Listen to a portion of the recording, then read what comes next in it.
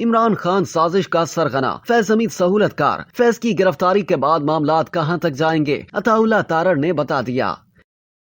وزیر اطلاعات و نشریات عطا اللہ تارڑ نے کہا ہے کہ بانی پی ٹی آئی اور سابق وزیر اعظم عمران خان سازش کے سرغنہ اور فیض حمید سہولت کار تھے۔ ایک سیاسی لیڈر نے ملک میں بدامنی پھیلائی، ثاقب نثار ہو یا جو بھی ہو، فیض حمید کی گرفتاری کے بعد معاملات آگے بڑھیں گے۔ فیض حمید اور دیگر لوگوں کے گٹھ جوڑ نے قومی سلامتی کو نقصان پہنچایا، کسی کو اجازت نہیں دی جا سکتی کہ وہ ملک میں تباہی پھیلائے۔ اسلام آباد میں پریس کانفرنس کرتے ہوئے وفاقی وزیر نے کہا کہ فوج میں خود احتسابی کا اپنا میکینزم ہے، تحقیقات کا دائرہ کار بڑھتا نظر آ رہا ہے۔ نواز شریف نے ہمیشہ عوام کی خدمت کی، نواز شریف نے موٹر ویز کا جال بچھایا، ایٹمی دھماکے کیے، بجلی منصوبے لگائے، عوام کو ریلیف دے کر دم لیں گے۔ عطا اللہ تارڑ کا کہنا تھا کہ مسلم لیگ نون کے قائد نواز شریف نے ملک میں ترقیاتی منصوبوں کا آغاز کیا، ان کی قیادت میں خدمات کا سلسلہ جاری ہے۔ میاں نواز شریف نے ملک میں موٹر ویز کا جال بچھایا، انہوں نے سرمایہ کاروں کو سہولیات فراہم کی، حکومت پنجاب نے بجلی صارفین کو سہولت پہنچا کر احسن اقدام کیا۔ عطا تارڑ کا مزید کہنا تھا کہ نواز شریف نے جنوبی ایشیا کی پہلی موٹر وے بنائی، جبکہ کاروبار کی آسانی کی بنیاد بھی نواز شریف نے رکھی۔ اسی کے تحت پاکستان کا پہلا اکانومک ایکٹ ریفارمز آیا، جس نے کاروباری شخص کو سہولت دی۔ کرنسی کے حوالے سے ملک میں کوئی ریگولیشنز نہیں تھیں۔ میاں نواز شریف نے اکانومک ایکٹ ریفارمز کی بنیاد رکھی، آسانی کاروبار کو لانے والے میاں نواز شریف ہیں۔ وزیر اطلاعات کا پنجاب میں بجلی کے بلوں میں 14 روپے کمی کرنے کے اعلان پر کہا کہ یہ عوام کے درد کو محسوس کرتے ہوئے، مشکلات کا احساس کرتے ہوئے 45 ارب روپے کی خطی رقم سے جو یہ معاملہ کیا گیا ہے، تاریخ میں اس کی مثال نہیں ملتی ہے۔ ایک سابق نگراں وزیر سمیت بہت سے لوگ واویلا کر رہے تھے،